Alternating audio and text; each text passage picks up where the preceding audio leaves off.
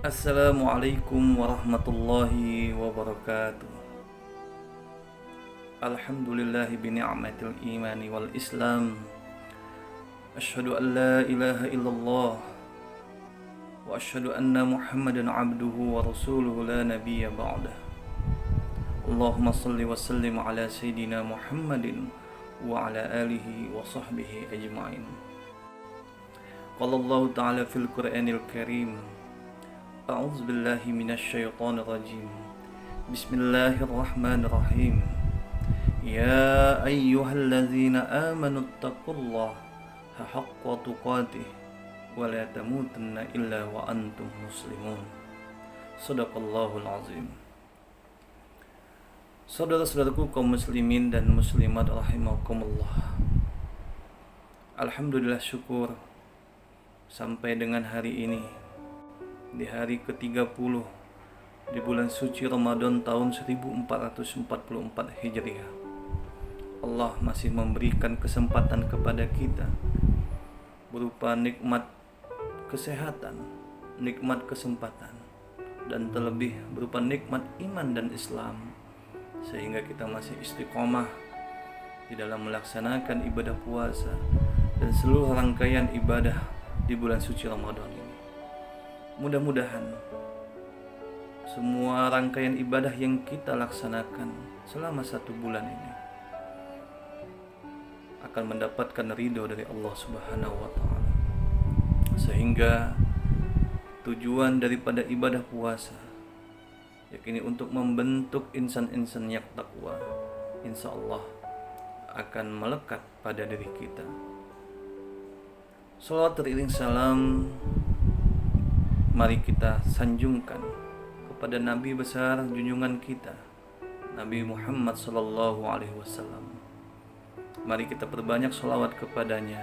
Mudah-mudahan dengan kita memperbanyak sholawat kepada Nabi besar Muhammad sallallahu alaihi wasallam, kelak kita akan mendapatkan syafaat darinya. Allahumma shalli wa sallim ala sayyidina Muhammad wa ala alihi wa sahbihi. Saudara-saudaraku kaum muslimin dan muslimat rahimakumullah, pada kesempatan yang berbahagia ini saya ingin menyampaikan salah satu riwayat, di mana riwayat ini mengisahkan dialog antara malaikat Jibril dengan Nabi Muhammad SAW. Pada suatu ketika di tanggal 1 Syawal, malaikat Jibril menyampaikan kepada Nabi Muhammad SAW, "Ya Rasul, maukah engkau mengaminkan doa yang akan aku panjatkan kepada Allah Subhanahu wa Ta'ala?" Lalu Nabi besar Muhammad SAW pun menjawab, "Silahkan ya Jibril, aku akan mengaminkan apa yang menjadi permohonan atau doamu kepada Allah Subhanahu wa Ta'ala." Ada 3 doa atau permohonan malaikat Jibril kepada Allah Subhanahu wa Ta'ala. Apa isi permohonan atau doa malaikat Jibril di tanggal 1 Syawal? Malaikat Jibril berdoa kepada Allah Subhanahu wa Ta'ala, "Ya Allah, ya Rabb, janganlah engkau terima ibadah puasa dan ibadah yang dilakukan oleh anak yang durhaka kepada orang tuanya." Lalu Rasulullah SAW mengaminkan. Permohonan kedua dari malaikat Jibril yang diaminkan oleh Rasulullah SAW, "Ya Allah, ya Rabb, janganlah engkau terima puasa dan ibadahnya seorang istri yang durhaka kepada suaminya." Dan yang ketiga, malaikat Jibril berdoa kepada Allah yang diaminkan oleh Rasulullah, "Ya Allah, janganlah engkau terima puasa dan ibadahnya seorang muslim yang tidak saling memaafkan dengan muslim yang lainnya." Saudara-saudaraku kaum muslimin dan muslimat rahimakumullah, 3 doa yang dimohonkan oleh malaikat Jibril dan diaminkan oleh Rasulullah mengandung makna yang cukup dalam apabila kita sejenak ingin merenung apalah arti kita sebagai seorang anak ketika kita sibuk dengan amaliyah, sibuk dengan berbagai macam aktivitas. Apakah itu amal ibadah yang bersifat vertikal kepada Allah maupun amal ibadah kita yang bersifat horizontal kepada sesama manusia. Akan tetapi kita mengabaikan bakti kita kepada orang tua kita. Jangan sampai kita menjadi anak yang lupa kacang akan kulitnya. Oleh karena itu, sebagai seorang anak, kita mempunyai kewajiban untuk berbakti kepada mereka, untuk senantiasa membahagiakan kedua orang tua kita dengan cara kita. Jangan sampai kita sebagai anak justru kita durhaka kepada kedua orang tuanya.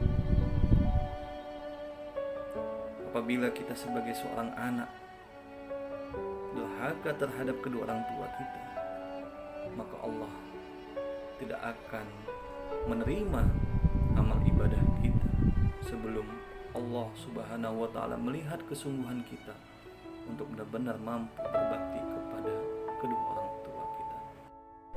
Allah Subhanahu wa ta'ala berfirman di dalam Al-Quran di surat Al-Isra ayat 23. A'udzubillahi minasyaitonirrajim. Bismillahirrahmanirrahim. Wa qada rabbuka alla ta'budu illa iyyahu wa bil walidaini ihsana.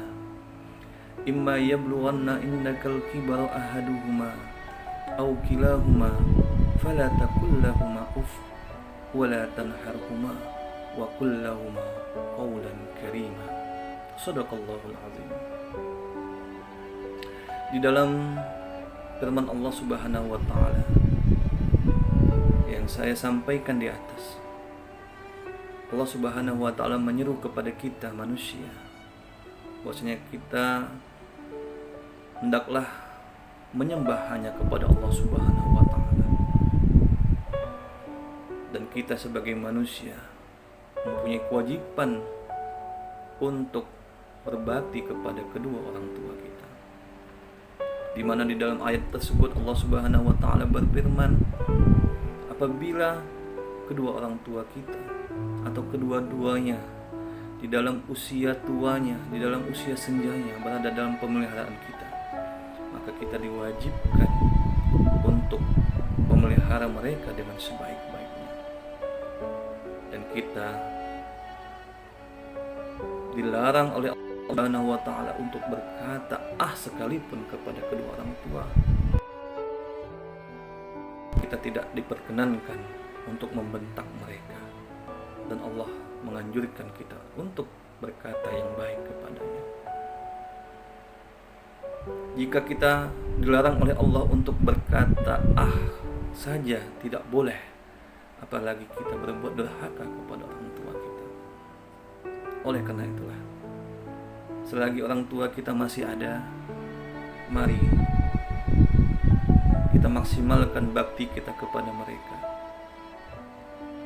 karena tanpa mereka kita tidak akan pernah terlahir di dalam kehidupan. Pada restu mereka, kita bukanlah siapa-siapa. Selanjutnya, dari doa yang dipanjatkan oleh malaikat Jibril kepada Allah Subhanahu wa ta'ala yang diaminkan oleh Rasulullah SAW, maka sebagai seorang istri hendaklah mentaati apa yang diperintahkan oleh suaminya, sepanjang apa yang diperintahkan oleh suami tetap berada pada jalur yang diridhoi oleh Allah Subhanahu wa ta'ala. Senantiasa mentaati suami sepanjang apa yang diperintahkan oleh suami masih dalam kerangka untuk mendekatkan diri kita kepada Allah Subhanahu wa taala.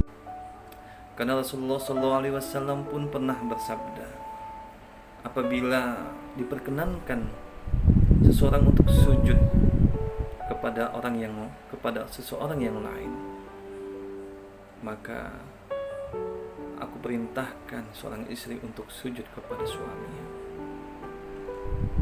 Tanggung jawab suami sangatlah besar, saudara-saudara. Bukan hanya tanggung jawab di dunia, tapi kelak di akhirat tanggung jawab suami sangatlah besar. Baik tanggung jawab terhadap dirinya sendiri maupun tanggung jawab terhadap amanah yang dipikulkan kepadanya sebagai seorang suami, sebagai seorang ayah, sebagai seorang anak. Dan tanggung jawab lainnya yang dipikulkan selama kehidupan yang dijalani oleh dia di dalam kehidupan di dunia. Selanjutnya, dari doa yang dipanjatkan oleh malaikat Jibril kepada Allah Subhanahu wa taala yang diaminkan oleh baginda Rasulullah sallallahu alaihi wasallam, maka Allah tidak akan menerima ibadah puasa dan ibadah kita selama kita sebagai sesama muslim tidak saling memaafkan satu dengan yang lain. Kita sadari di dalam pergaulan atau interaksi kita sehari-hari, tentu banyak sikap, perbuatan, atau mungkin perkataan kita yang menyakiti satu dengan yang lainnya. Namun kewajiban kita sebagai sesama muslim ialah untuk saling memaafkan satu dengan yang lain. Karena muslim satu dengan muslim yang lain ibarat satu tubuh. Jikalau tubuh yang satu merasakan sakit, maka tubuh di bagian lain pun akan merasakan hal yang sama. Oleh karena itu, saudara-saudaraku, menjelang akhir Ramadan ini, mari kita sebagai muslim yang baik untuk merenungkan sejenak apa yang disampaikan oleh malaikat Jibril melalui doa Allah Subhanahu wa taala, sehingga kita berharap nanti di tanggal 1 Syawal benar-benar kita kembali kepada fitrah kita, benar-benar kita kembali kepada kesucian, dan kita kembali menjadi orang-orang yang takwa, orang-orang yang diridhoi oleh Allah Subhanahu wa taala, sehingga kehidupan kita di dunia dan kehidupan kita di akhirat nanti akan benar mendapatkan kebahagiaan yang hakiki dan abadi. Demikian yang dapat saya sampaikan pada kesempatan yang berbahagia ini. Lebih dan kurang saya haturkan mohon maaf kepada Allah. Saya mohon ampun. Wabillahi taufik wal hidayah. Assalamualaikum warahmatullahi wabarakatuh.